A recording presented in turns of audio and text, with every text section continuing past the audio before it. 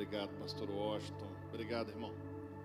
Queridos, antes de assentar, se puder abrir sua Bíblia no Salmo 121, na íntegra. Oi. Salmo 121.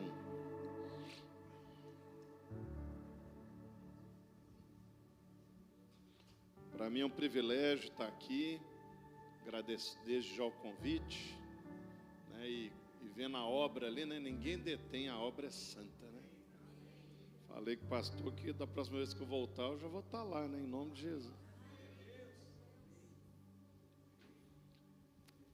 Salmo 121. Levanto os meus olhos para os montes e pergunto: de onde vem o meu socorro? O meu socorro vem do Senhor, que fez os céus e a terra. Ele não permitirá que você tropece, o seu protetor se manterá alerta.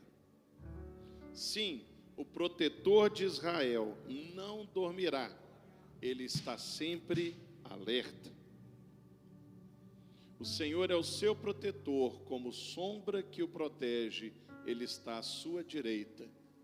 De dia o sol não o ferirá, nem a lua de noite. O Senhor o protegerá de todo mal, protegerá a sua vida. O Senhor protegerá a sua saída e a sua chegada, desde agora e para sempre. Pai, o Senhor é o nosso socorro bem presente na tribulação. O Senhor é a resposta para as nossas questões.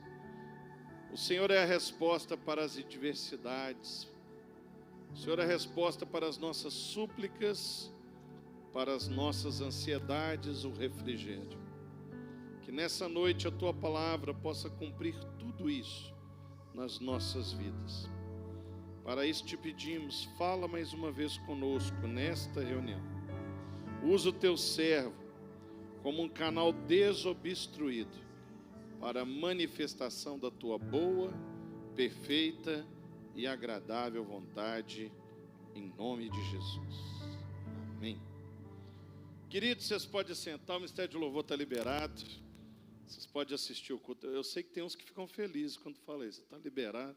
Não, porque o cara toca o culto inteiro. Aí tem que tocar a pregação inteira. Não, então eu gosto que senta, assiste, né? No final vou precisar de vocês voltem, em nome de Jesus. Dá uma salva de palmas ao Ministério do Louvor, que Deus usou com tanta graça essa noite. Queridos, quando nós ouvimos esse salmo, certamente o nosso coração se enche de alegria e de esperança. Mas é importante entendermos em que circunstância esse salmo foi escrito. Quem escreveu esse salmo? Por que escreveu esse salmo? Isso é tão importante quanto o salmo, sabia? Porque isso vai trazer para você direções importantes essa noite. O Salmo 121 foi escrito por Davi. E talvez ao saber essa informação, alguns de vocês podem pensar assim: poxa, mas aí é fácil. O cara era rei de Israel.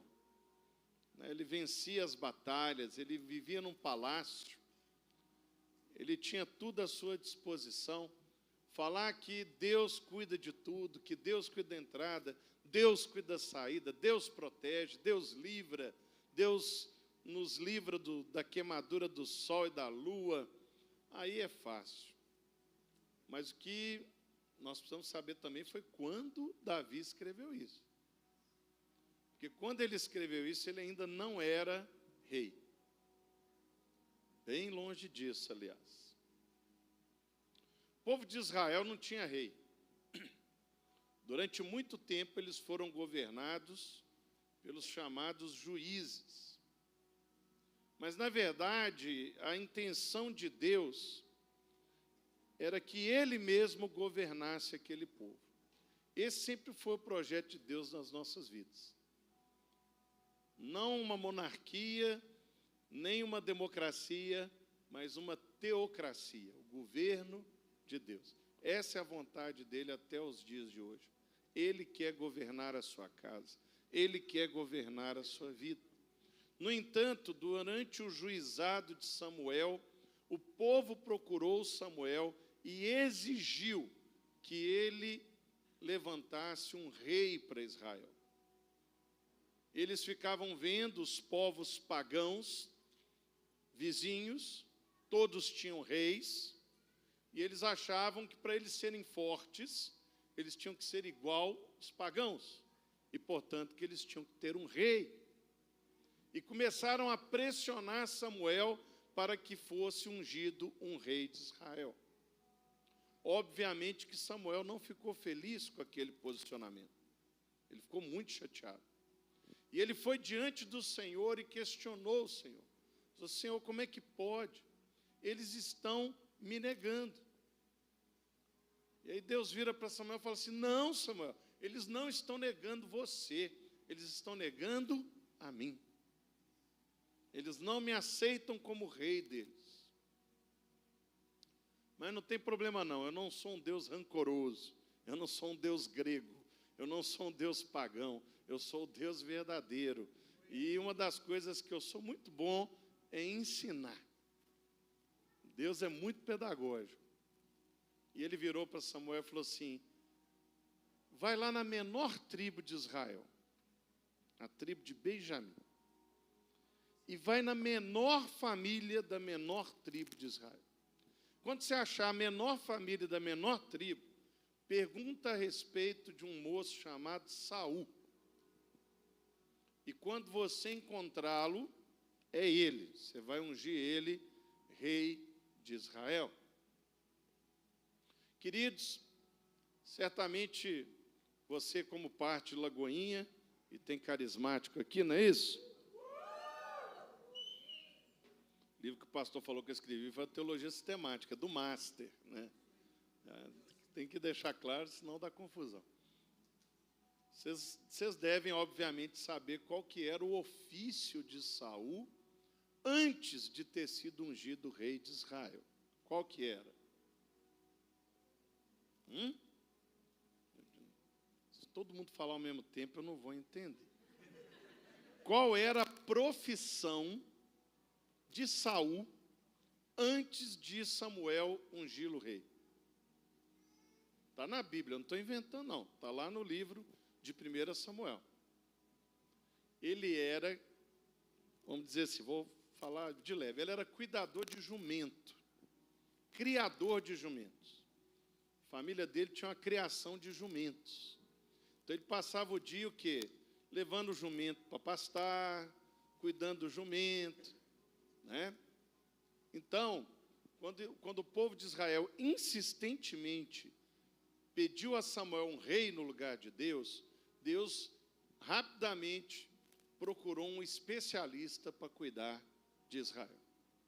Alguém que fosse um especialista, isto é, um criador de jumento, para lidar com aquele povo, né? Precisava de um criador de jumento.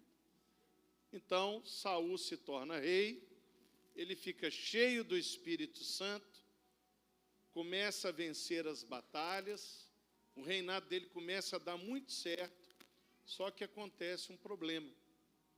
A partir de um determinado momento, ele começa a achar que as vitórias, as conquistas, o sucesso do reinado dele era fruto da capacidade dele, que era ele.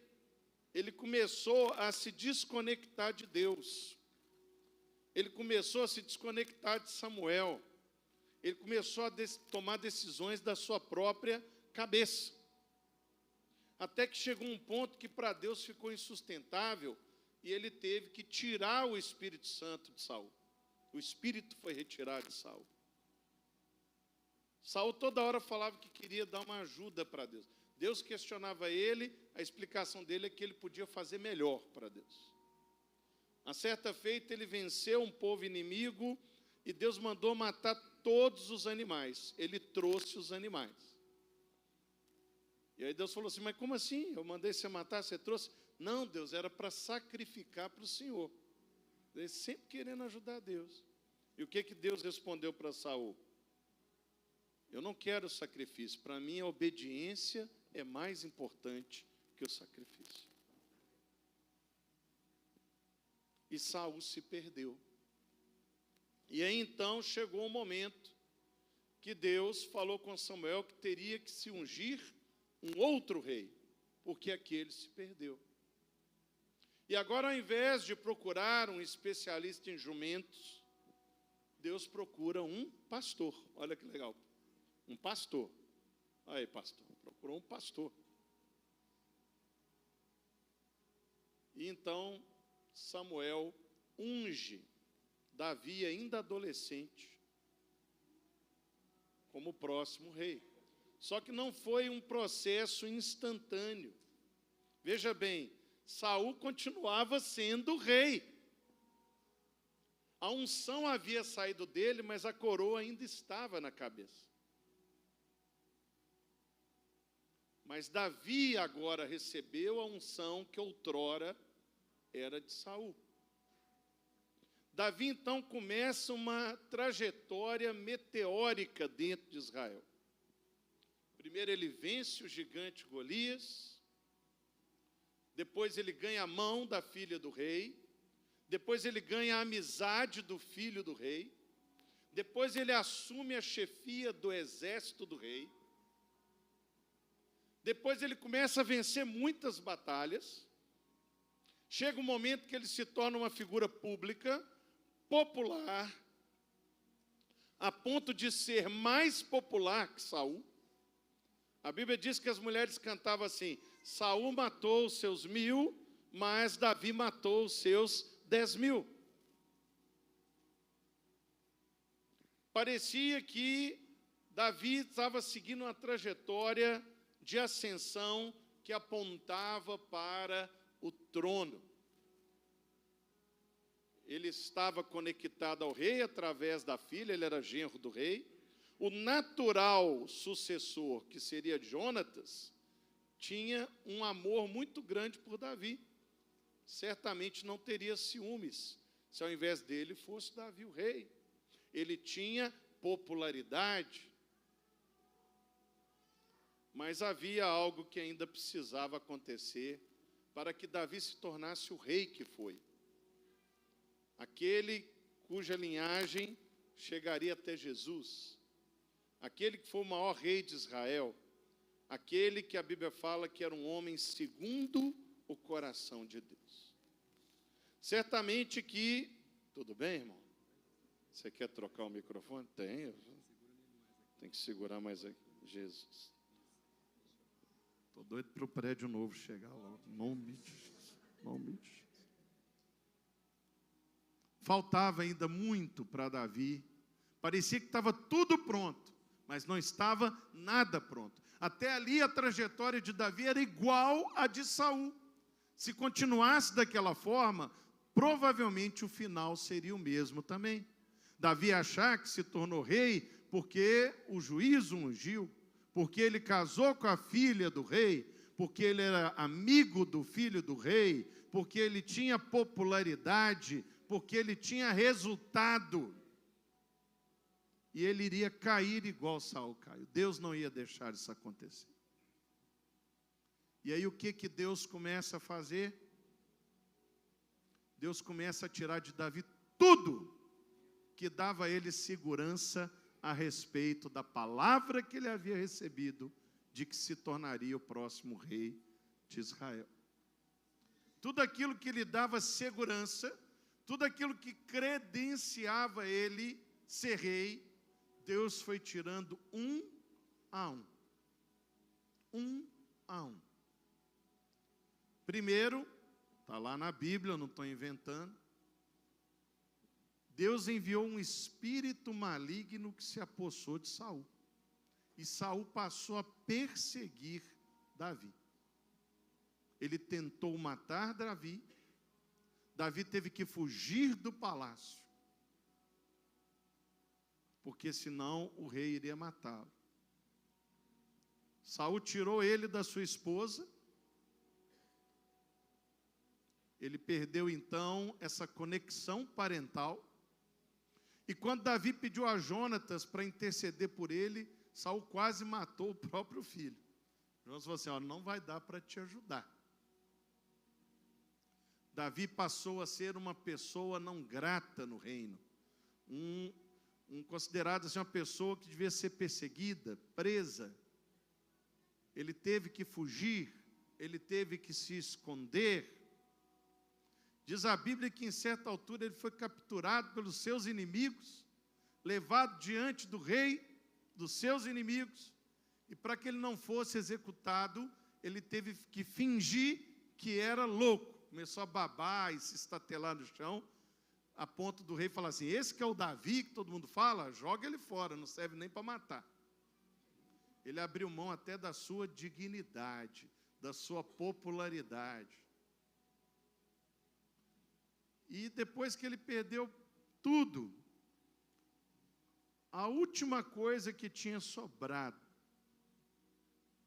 era a chancela do profeta, a chancela do juiz. Era assim, poxa, mas Samuel me ungiu. Eu tenho uma palavra de Samuel. Isso vai me garantir. Podem me tirar tudo, mas eu tenho Samuel. Vou dar uma carteirada. Eu chamo Samuel diante do povo e ele fala, olha, Deus me mandou ungir Davi. E aí o povo vai ficar do meu lado. Fico imaginando que isso talvez tenha sido a última tentação de Davi que passou na cabeça dele nessa fase da vida dele. E aí então ele ali no deserto, foragido, destituído de todas as outras garantias e seguridades que apontavam ele para o trono. Ele estava ali no deserto de Parã, chega a notícia que Samuel morreu. A última garantia que ele tinha acabado de se extinguir. Tudo aquilo que foi construído para levá-lo para o trono, acabou. Foi nesse dia em que ele foi avisado da morte de Samuel, que ele escreveu esse salmo. Sabia disso, pastor? Foi nesse dia. Esse salmo foi escrito no dia em que todas as garantias que ele tinha de ser rei acabaram. E aí ele estava no deserto de Parã, ele olhou para cima e ele viu os montes. Ele viu os montes. Eu sou mineiro, eu sou de Belo Horizonte. Belo Horizonte tem uma vantagem, para qualquer lugar que você olha, tem um monte. Se eu vou orar no monte, é só você andar 20 metros. Né? Se um dia você for em Minas e está acostumado com cidade plana, você vai cansar muito.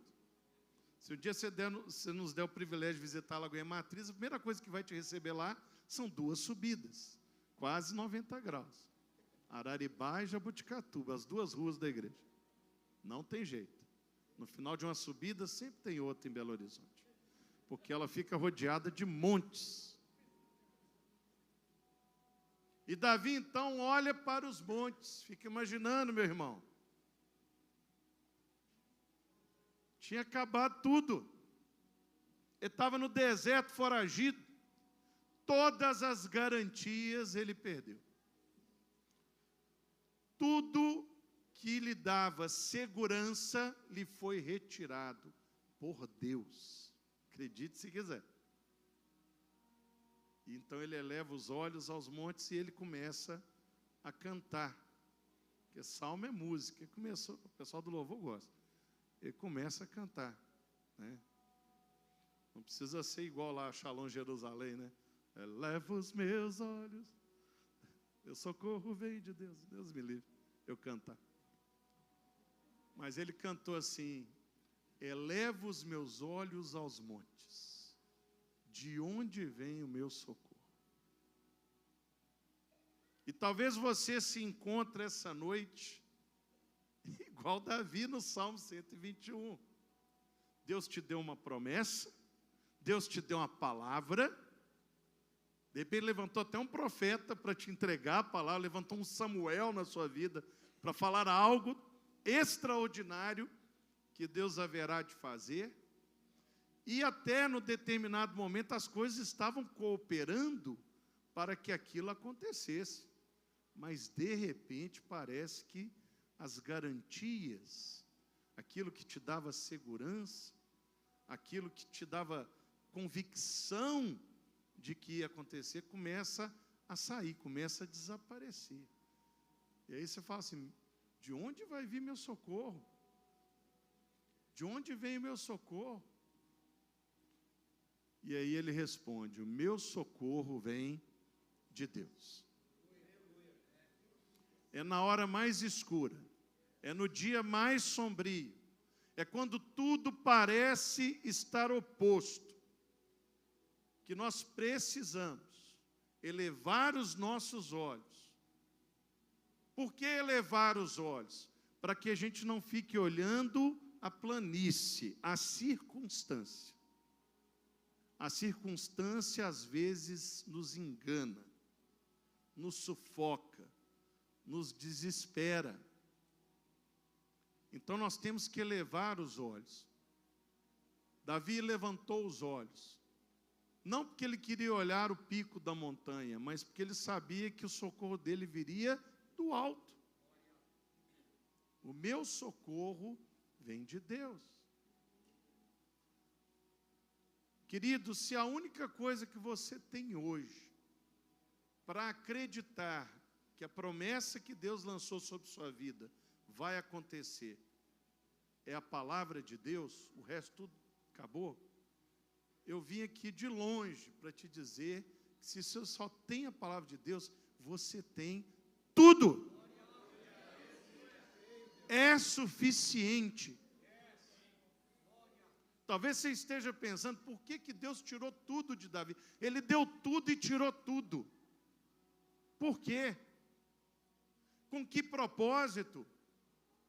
Poxa, ele já tinha vencido o gigante, já tinha casado com a filha do rei, tinha conseguido o apoio do filho do rei, a popularidade, o profeta. Deus tira tudo, tira a dignidade dele, taca ele numa caverna, a caverna de Adulão. Tacou ele no deserto, na caverna. Quem estava na caverna? Os desprezados, os excluídos, os endividados. E ali Deus forjou o rei de Israel. Ele fez isso para mostrar o seguinte, que quando Davi sentasse naquele trono, em definitivo, oficialmente, e se colocasse a coroa sobre sua cabeça, ele não teria dúvida nenhuma de que só Deus poderia ter feito aquilo. Não foi a capacidade, não foi o parente, não foi o profeta, não foi a popularidade, não foi a influência, não foi o currículo, não foi a sua habilidade, a sua capacidade, sua conta bancária, nada disso, é Deus. É de lá que vem o socorro. O guarda de Israel não dorme, querido. Ele não dorme, ele está do seu lado de dia, ele está do seu lado de noite. Ele guarda a sua entrada, ele guarda a sua saída. Então levanta essa cabeça, meu irmão. Não desista. Eu tenho essa palavra para você essa noite. Talvez não é para todos, mas tem pelo menos um aqui que precisa ouvir isso. Se a circunstância se opõe àquilo que Deus falou com você, é a circunstância que está mentindo. Deus não mente, Ele não é homem para mentir, nem filho do homem para não cumprir o que prometeu. O nosso socorro, a nossa ajuda, a nossa resposta vem de Deus. O pastor falou aqui que eu sou escritor, que eu escrevo livro. Para a honra e glória do Senhor, eu já publiquei 79 livros.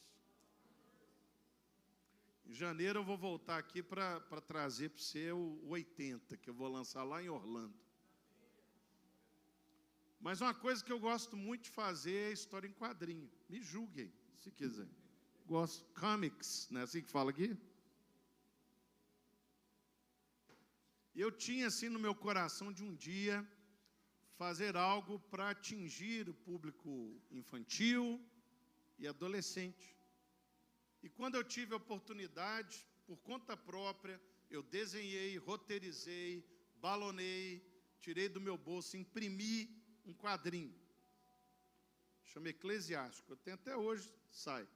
É um quadrinho estilo japonês, mangá, né, que o pessoal fala, de batalha espiritual. É para adolescente que gosta de Naruto, Boruto, Capiruto. Então nós vamos evangelizar esse povo. Né? O quadrinho tem demônio igual o outro, só que aqui ele perde. A diferença é só essa. Fui na Comic Con, irmão, não sei se você conhece, é uma convenção de quadrinhos gigantesca. Consegui uma mesa, botei a mesa lá. Botei as revistas na mesa. Agora eu vou evangelizar esse povo. Ninguém comprou. Ninguém comprou. No segundo dia eu coloquei assim, grátis. Ninguém pegou. No terceiro dia eu coloquei, se você pegar eu te dou R$10. A convenção foi no Brasil, foi lá em São Paulo. Aí eu consegui me livrar do estoque. Né? Não foi barato mesmo. Você está rindo que não sei. Passou uma semana, eu estava em Belo Horizonte, e tem um site de quadrinhos no Brasil, que é o mais famoso, chama Universo HQ, e eu vi um link com uma citação ao meu quadrinho. Estava lá assim, Eclesiástico. Eu, uau! Alguém ganhou R$10 desse site pegando o meu quadrinho. Fui lá e cliquei. Na hora que abriu a página, estava assim, conheça os 10 piores quadrinhos da Comic Con desse ano. Eu estava nos 10 piores, irmão. É isso mesmo. O irmão está chorando de rir ali. É porque não é ele. Os 10 piores. Naturalmente eu fiquei chocado no primeiro momento, mas após o choque, eu lembrei que quem me mandou fazer foi o Senhor. Ele me deu a capacidade, Ele me deu o recurso, Ele conseguiu me botar lá dentro, que não é fácil, e depois Ele tirou tudo. Tirou tudo. Mas eu olhei para aquela tela e falei assim, Senhor, o Senhor que colocou no meu coração, há um propósito. Então o mundo inteiro pode falar que é pior, não importa. Se o Senhor falou, eu fiz. Se as 400 revistas que eu imprimi, uma alcançar um adolescente e ele conhecer o Senhor, eu cumpri o meu objetivo. Então eu quero te agradecer. Porque, se não me engano, o Senhor gosta dos piores. Aí comecei a citar os caras da Bíblia assim. Tudo pica-fundo, né? Os piores. Entreguei aquilo para o Senhor. Passou uma semana, recebi uma ligação de São Paulo. Era um editor de uma pequena editora cristã. Ele falou assim, Richard, eu fui um dos que ganhou R$10 pegando revista lá na sua mesa. E nós estamos querendo começar a publicar material nacional, porque a gente só publica material americano. E eu vi o seu trabalho e eu vi ali potencial. Vamos conversar? Eu falei assim, vamos. Refiz a história, ele trouxe um ilustrador e lançamos 2 anos depois o material de novo. Foi um sucesso, concorreu a prêmio, ganhou prêmio, vendeu bem, está até hoje, publica, né? Maravilhoso. Mas essa mesma editora, que hoje é uma editora grande, eu tenho o privilégio de ter sido o primeiro autor brasileiro dela, algum tempo depois, fechou uma parceria com o Maurício de Souza. E ele me ligou e falou assim, Richard, depois de 3 anos de negociação, nós conseguimos uma autorização, um licenciamento do Maurício de Souza, e nós vamos ser a primeira editora do Brasil a publicar a Turma da Mônica para o público evangélico. Ele já tinha liberado para católico, tinha liberado para espírita, mas nunca tinha liberado para os evangélicos. Liberou. Eu falei, glória a Deus. Eu achei que ele estava compartilhando a alegria comigo. Eu falei, Richard, mas tem um problema, tem uma situação. Nós precisamos provar para ele que nós damos conta. E eu queria que você fizesse. Uau! Eu estava lá na Lagoinha Matriz, na Fábrica de Artes, uma escola de música gigantesca que tem na igreja. Coisa mais linda. Só que eu usava lá para fazer reunião. Eu tinha reunião numa sala, e tinha gente na sala e em outra. Eu terminava uma e ia para outra. A ligação foi eu andando de uma reunião para outra. Eu entrei na outra reunião, eu estava conduzindo a reunião, eu já chamava uma pessoa de Cebolinha, outra de Magali, a outra de Bidu. Assim, meu Deus. Então, ele colocou na minha mão, eu convenci o Maurício de Souza que nós somos capazes de fazer um material com a Turma da Mônica. Virei à noite, fiz os quadrinhos. O Maurício de Souza gostou muito. Diz ele que quando o Maurício de Souza leu, ele falou assim, olha, poucas pessoas conhecem meus personagens igual esse moço, pode fazer. E aí nós lançamos o devocional da Turma da Mônica, foi um sucesso extraordinário, lançou 2, agora tem até jogo de tabuleiro, e ano que vem vai sair a Bíblia comentada da Turma da Mônica, para a honra e glória do Senhor. Amém?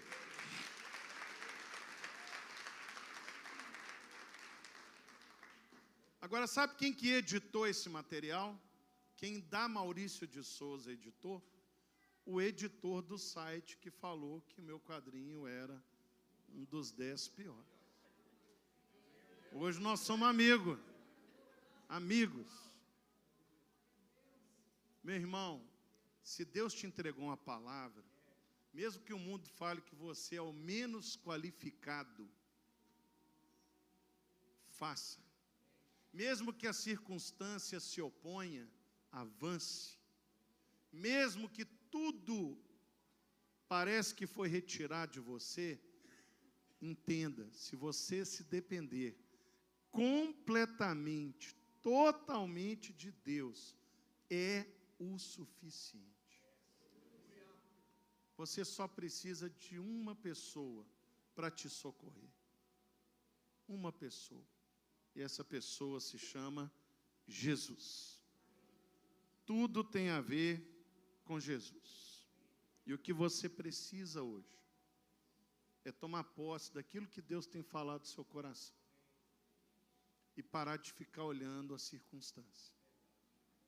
Parar de ficar com esse pensamento natural, né? Eu preciso disso, eu preciso daquilo. Não, meus irmãos. Essa igreja é um milagre. É um milagre. Essa obra que vocês estão vendo é um milagre. Isso é trazer do mundo sobrenatural à existência as coisas que não existiam. Você faz parte disso. Agora, Deus quer fazer coisas extraordinárias através de você, e isso vai impactar essa igreja, vai impactar essa cidade. Então, você não pode se resignar. Você não pode se entregar. Você não pode desanimar. Talvez você esteja hoje sem nenhuma perspectiva. A palavra que eu tenho para você hoje é: pare de olhar à sua volta e eleve os seus olhos para os montes. É de lá que virá o socorro. Vamos ficar de pé em nome de Jesus? Fique de pé, curve sua cabeça, feche seus olhos. Eu queria, em primeiro lugar, orar com você que está nos visitando nessa noite. Você que está aqui pela primeira vez ou que vem há pouco tempo. Falar pouco tempo, a igreja está 4 meses, é complicado, né?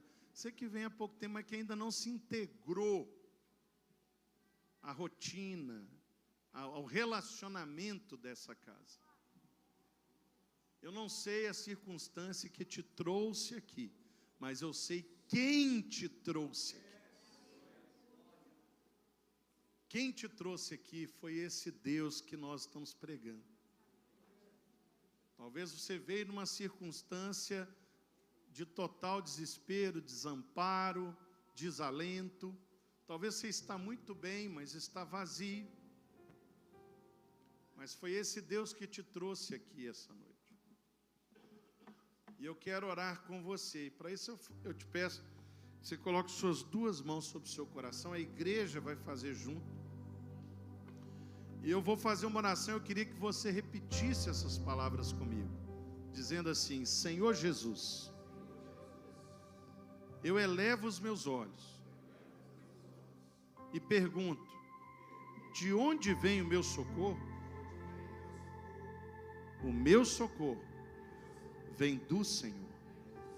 Por isso, eu te peço, entra no meu coração, põe o meu nome no livro da vida. E eu, que andava nos teus caminhos, mas as circunstâncias me afastaram de ti, hoje, arrependido, volto e me reconcilio em teu nome. Amém. Ainda de olhos fechados. Se você fez essa oração pela primeira vez, dizendo: Jesus, entra no meu coração, ou se você nos visita, já teve um relacionamento com Jesus, mas está frio, afastado, mas hoje quer ter novamente esse relacionamento, eu quero orar por você. Se você é essa pessoa, eu queria te pedir que, sem nenhum constrangimento, você levantasse uma de suas mãos bem alto. Sou eu, Richard. Sou eu, Richard. Eu preciso desse socorro. Eu preciso de Jesus na minha vida. Eu preciso me reconciliar com Jesus. Eu quero ter um relacionamento de verdade com Jesus. Se você é essa pessoa e está aqui dentro, eu queria orar por você, para que eu possa te identificar, sem nenhum constrangimento. Deus te abençoe. Levante sua mão bem alto para que eu possa te identificar. Deus te abençoe. Não precisa ter vergonha, não precisa ter medo. Você está num ambiente de segurança. Deus te abençoe. É o tempo de Deus na sua vida. Você não está aqui por coincidência, por acaso, mas é o socorro bem presente na tribulação. A esperança da glória, Jesus Cristo te trouxe nesse lugar para ouvir essa palavra, para te dizer: não desanime, não tema, eu sou o seu socorro. Se você precisa desse Deus na sua vida, por uma vez mais eu te encorajo, levante sua mão bem alto, que nós queremos orar por você essa noite. Tem mais alguém? Levante sua mão. Queria pedir que os irmãos consolidadores chegassem perto desses irmãos que levantaram as mãos e convidasse eles para vir aqui à frente, para que nós possamos orar por eles. Talvez você está pensando: para que eu preciso de levantar a mão? Para que eu preciso ir lá na frente? Eu vou orar aqui mesmo, em secreto, em segredo. Mas quando você levanta a mão, quando você sai do seu lugar e vem à frente, você nunca mais vai ter dúvida da decisão que você tomou. Você nunca mais vai esquecer do dia em que você tomou essa decisão, o dia em que você olhou para os montes e o socorro veio. O socorro veio, Jesus Cristo, o Senhor. Pastor Washington.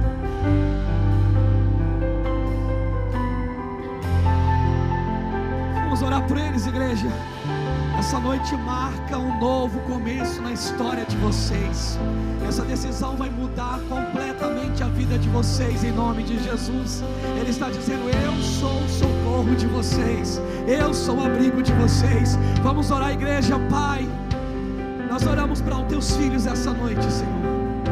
Nós te louvamos pela decisão deles, ó Deus.